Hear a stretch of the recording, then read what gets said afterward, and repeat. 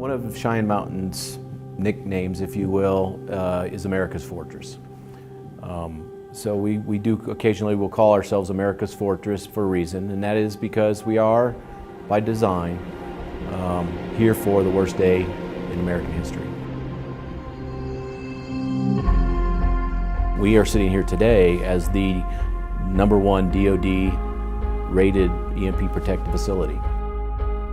We like to say we're the most secure facility in America, because when you're doing command and control of our nation's defense, the security levels are very, very high.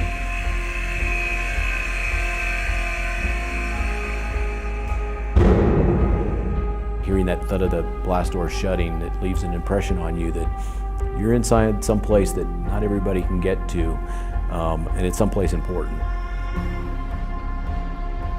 So one of the ways I try to describe what Cheyenne Mountain is for, and really kind of an analogy that people can understand why it's here and what our mission is I equate it to the nervous system in the human body.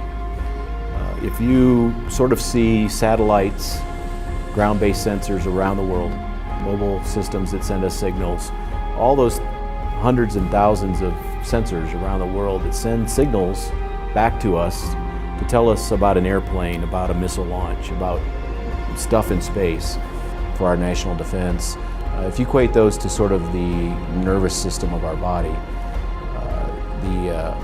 ground-based sensors, satellites are out there. They're going to be the first things that sense or detect something going on. Then they have to be fed somewhere. And so what Cheyenne Mountain really is sort of becomes the brain stem where all those nerves come into, similar to your body. We correlate that data so that it becomes a coherent message, and then we pass it on then to the decision makers, the national leaders of the United States, the President, the Secretary of Defense, the National Command Authority in the Pentagon. But before they get it, it has to be that correlated. So that's kind of where I look at it as sort of the brainstem of our nervous system. So part of my job as the Deputy Director for the base is kind of like running an underground city. And with that comes some very unique challenges.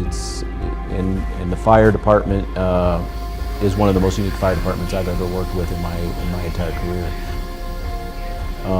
But likewise, civil engineers, the structural folks have to watch geological movement, rock falls, spalling of the rock in the tunnels. That also presents a very unique mission set. Our communications engineers, how do you get comm lines into a tunnel a mile underground? And then the plethora of other base support functions that I have to provide every day.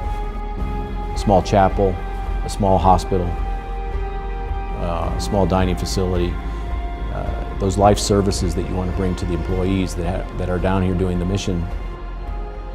So we always have to keep an eye towards that modernization, that reinvestment that goes along with the new mission systems, the new mission partners that move in, so that we can continue to provide that national defense for the next 50 years.